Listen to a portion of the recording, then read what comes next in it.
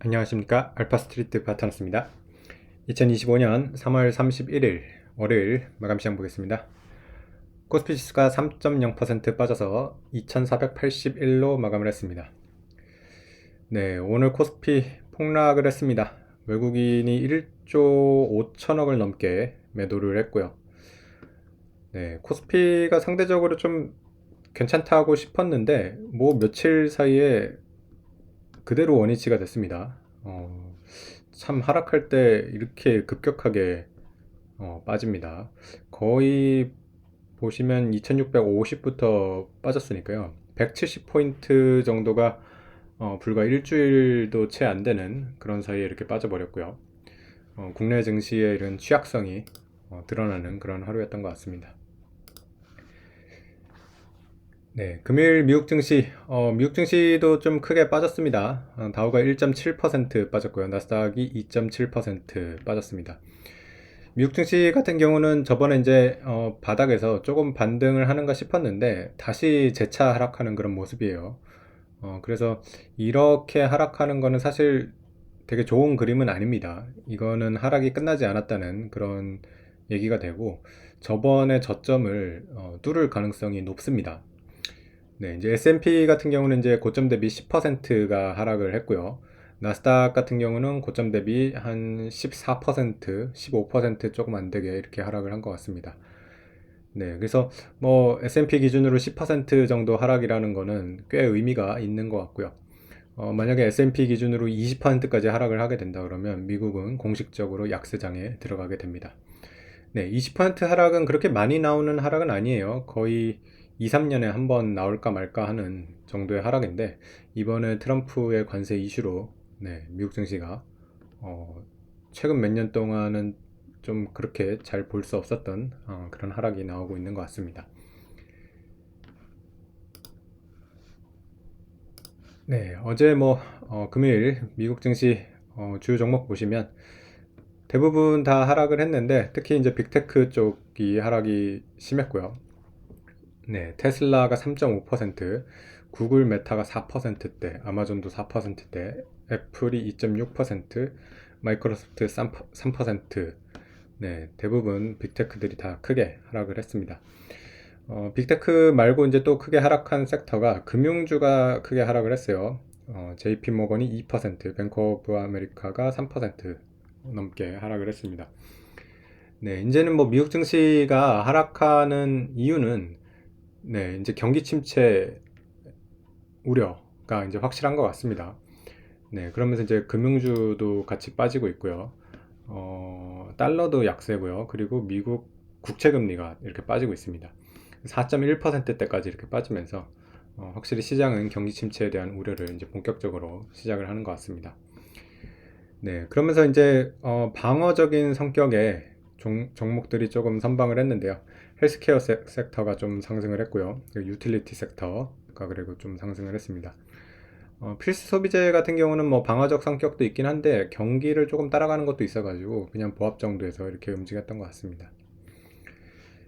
네, 그래서 뭐 나스닥 같은 경우가 워낙 좀 하락이 심해가지고 좀 걱정스러운 그런 면도 있긴 한데 어, 뭐 나스닥 기업들의 실적이 유지가 되면 반등을 할 거예요. 근데 만약에 실적이 꺾이면 이 하락이 지금 정당화가 되는 건데 아직은 그런 기로에 있는 것 같습니다. 만약에 경기 침체가 확실하다고 하면 나스닥 기업들의 이제 실적도 꺾일 거기 때문에 지금 나와 있는 이런 포워드 P를 좀 믿을 수가 없는데 어쨌든 현재 상황으로서는 포워드 P 자체는 많이 낮아졌습니다. 이제 구글이 15배 수준이고요. 엔비디아도 19배 이런 수준이라서 네, 만약에 뭐 경기 침체가 안 오고 다시 경기가 그냥 무난하게 흘러가는 수준이라고 하면 반등을 할 수가 있을 텐데 네, 그만큼 지금 시장은 우려를 했기 때문에 이렇게 지금 많이 조정을 받았다고 이렇게 생각이 됩니다.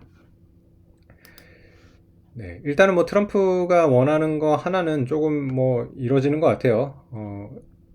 국채 금리가 그래도 좀 떨어지고 있죠. 4.1대로 다시 이렇게 좀 떨어져가지고 네, 이런 거는 일단은 트럼프 정권이 지금 원하는 그런 수준, 원하는 그런 방향인데 근데 아직 뭐 4.1 갖고는 너무 부족한 것 같아요. 만약에 뭐 경기 침체가 확실하다 그러면 3%대로 이렇게 떨어져야 될 것 같거든요. 여전히 금리가 뭐 낮은 수준은 아니라서 3.9래도 3%대는 한번 봐야 되지 않을까.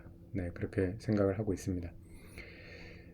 네, 그리고 금값은 계속해서 강해요. 금값 같은 경우는 오늘도 3,140달러대 이렇게 거래가 되면서 계속해서 사상 최고치 근처에서 머물고 있는 금값입니다.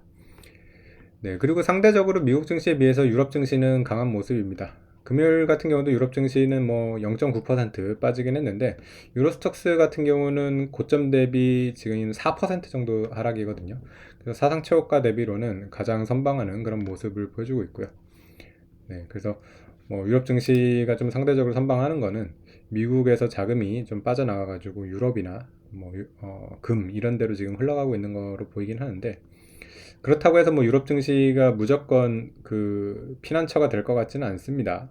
어쨌든 유럽도 지금 재정이랑 그 통화 완화 이런 걸로 해서 올라오고는 있는데 이런 것들이 지금 그 효과가 있는지는 좀 봐야 될 것 같거든요. 네, 그래서 한두 분기 더 지나서 유럽 기업들의 실적이나 이런 것들이 진짜 좋아져야지 유럽 증시가 좀 지탱이 될 수가 있는데 아직까지는 조금 유럽도 좀 기대감으로 이렇게 버티고 있는 그런 수준이라서 어, 그렇게 마음을 놓을 수 있는 상황은 아닌 것 같습니다. 우리 증시가 특히 그랬죠. 우리 증시 같은 경우도 사실은 유럽 증시랑 비슷하게 좀 잘 버텨온 그 감이 없지 않은 있는데 최근 며칠 동안은 그 믿음이 완전히 깨져버리면서 한꺼번에 이렇게 지금 하락을 하고 있습니다. 네.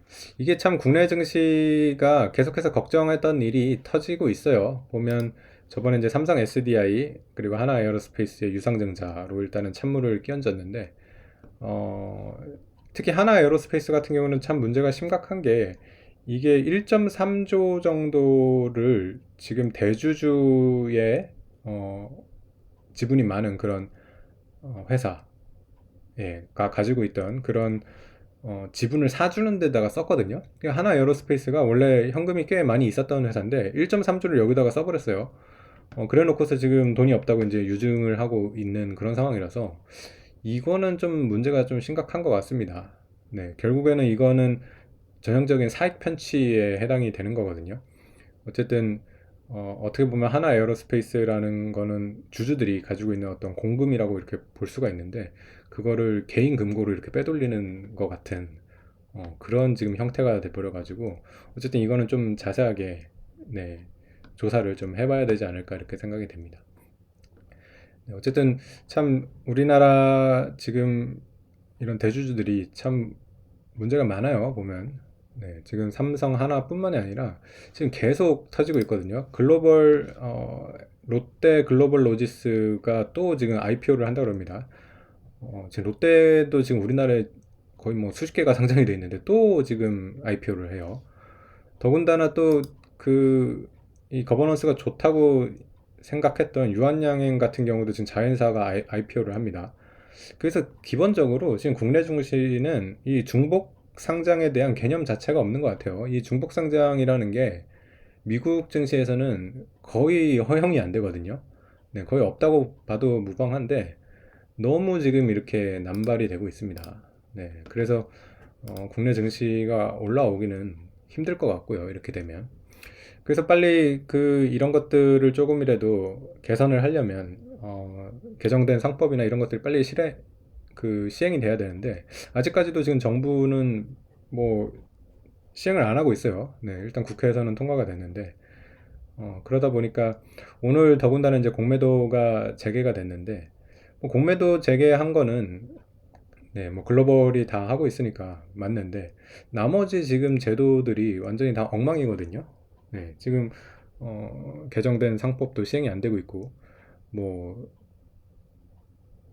그 의무 공개 매수 제도라던가 자사주 소각이라던가 자사주 소각 의무화라던가 뭐 배당소득 분리과세 이런 것들도 지금 하나도 시행이 안 되고 있는 상황에서 이렇게 지금 악재들만 터지고 있다 보니까 외국인들이 굉장히 많이 이렇게 팔고 있습니다.